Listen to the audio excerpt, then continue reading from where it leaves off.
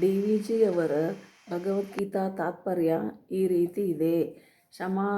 ಶಮಾದಿ ಷಟ್ಕ ಸಂಪತ್ತಿ, ಶಮ ದಮ ಉಪರತಿ ತಿತಿಕ್ಷಾ ಶ್ರದ್ಧಾ ಸಮಾಧಾನ. ಈ ಅಂತರಂಗ ಬಹಿರಂಗ ಸಾಧನೆ ಗೀತೆಯಲ್ಲಿ ಪದೇ ಪದೇ ವಿವರಿಸಲ್ಪಟ್ಟಿದೆ. ಶಮವೆಂದರೆ ಬೇರೆ ಚಿಂತೆಯನ್ನು ಇಟ್ಟುಕೊಳ್ಳದೆ ಅಂತರಿಂದ್ರಿಯಗಳನ್ನು ಹದ್ದಿನಲ್ಲಿರಿಸಿಕೊಳ್ಳುವುದು, ಮನಸ್ಸನ್ನು ಸ್ವಸ್ಥವಾಗಿರಿಸಿಕೊಳ್ಳುವುದು. ದಮ ಎಂದರೆ ಬಾಹ್ಯ ಇಂದ್ರಿಯಗಳನ್ನು ಹದ್ದಿನಲ್ಲಿರಿಸಿಕೊಳ್ಳುವುದು.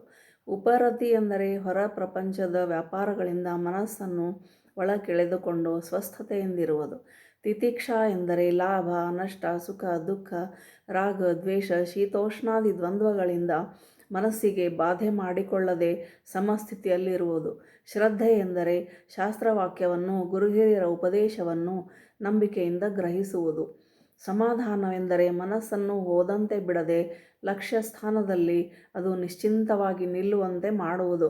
ಸಮಾಧಾನವೆಂದರೆ ಮನಸ್ಸನ್ನು ಹೋದಂತೆ ಬಿಡದೆ ಲಕ್ಷ್ಯಸ್ಥಾನದಲ್ಲಿ ಅದು ನಿಶ್ಚಿಂತವಾಗಿ ನಿಲ್ಲುವಂತೆ ಮಾಡುವುದು. ಮುಮುಕ್ಷತ್ವ, ಮೋಕ್ಷದಲ್ಲಿ ಕುತೂಹಲ. ಮೋಕ್ಷವೆಂದರೆ ದುಃಖದ ಸ್ಮರಣೆಯಿಲ್ಲದ ದ್ವಂದ್ವಗಳಿಗೆ ಮೇಲ್ಪಟ್ಟ ಬಂಧ ವಿಮೋಚನ ಜನಿತವಾದ ಆನಂದಾನುಭವ.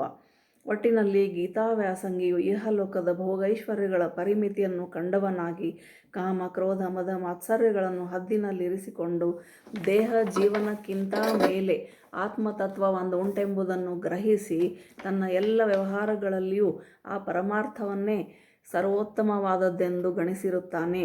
ಅದೇ ಪರಮಾರ್ಥ ದೃಷ್ಟಿ. ಇದೇ ಗೀತಾಭ್ಯಾಸಿಗೆ ಬೇಕಾದ ಮೊದಲನೆಯ ಪೂರ್ವ